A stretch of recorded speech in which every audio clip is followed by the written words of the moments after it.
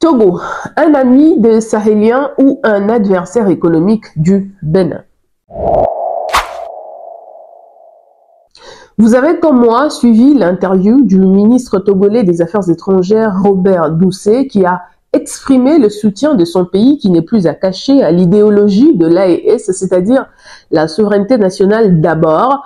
Il n'a pas exclu l'adhésion de son pays dans l'AES si le président Faure Gnassingbé le voulait. Première question, le Togo, vraiment un ami de l'AES? Oui, ami économique, mais pas ami politique ou idéologique.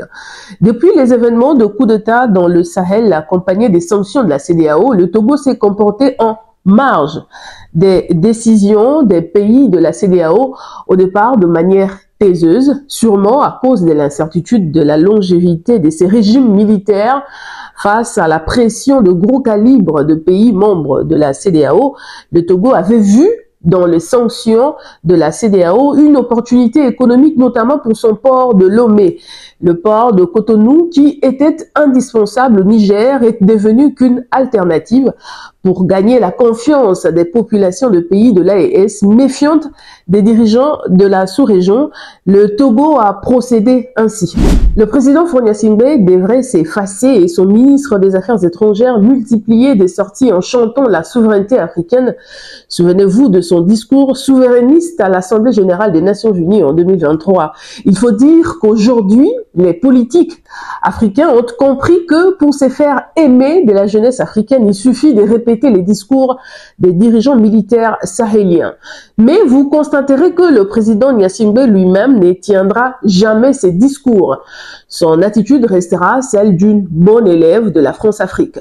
Et nous nous retrouvons avec un Togo qui a un pied dans l'AES pour ses intérêts économiques, un autre dans la CEDEAO, mieux dans la France-Afrique pour ses intérêts politiques, notamment pour sa longévité à la tête du pays. Et cette position donnera au Togo le statut de neutre, mais un neutre malsain à mon goût. Deuxième question, le Togo remplit-il de critères d'adhésion? Oui. Selon la charte du Liptako-Gourmand du 16 septembre 2023 instituant l'Alliance des États du Sahel entre le Burkina Faso, la République du Mali et la République du Niger, dans son article 11, il est écrit que la charte peut être ouverte à tout autre État partageant le même réalité géostratégique, politique, socio-culturelle qui accepte les objectifs de l'Alliance, objectif repris dans l'article 2 qui établit une architecture de défense collective et d'assistance mutuelle aux parties contractantes. Sur le papier, le Togo, s'il veut adhérer à l'Alliance, sa candidature aura largement la chance d'être acceptée. Mais sur les critères de ce que je veux qualifier d'officieux, ma réponse sera non. Non parce que les trois régimes sont le fruit du ras-le-bol de la population face à la politique france-africaine. Or, le régime togolais est l'incarnation même du pouvoir france-africain. Nous ne disons pas qu'il faut obligatoirement un coup d'État, mais nous pouvons aussi constater que le président Faure Gnassingbé n'est pas différent de l'ancien président Bazoum, d'Ibeka, Compaoré ou d'autres présidents actuels de la CEDEAO.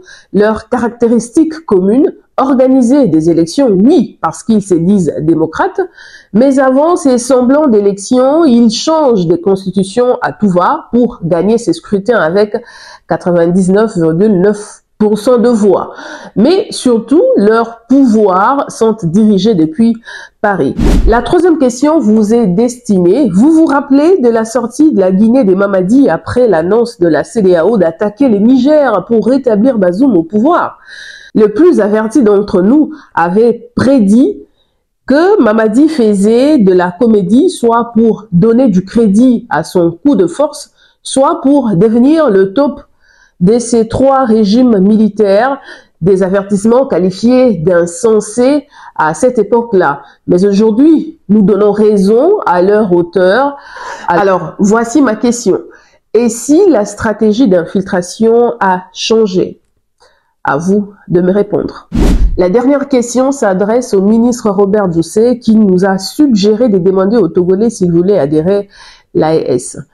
Monsieur le ministre, commençons d'abord par demander aux Togolais s'ils veulent du président Faure Gnassingbé à la tête du pays. Mieux, pourquoi n'avez-vous pas demandé aux Togolais s'ils voulaient du changement de la Constitution qui ouvre la porte à plusieurs d'autres mandats du président Faure Gnassingbé à la tête du Togo? Prenez soin de vous et du continent aussi. Sur le champ de bataille, la pression est montée, donc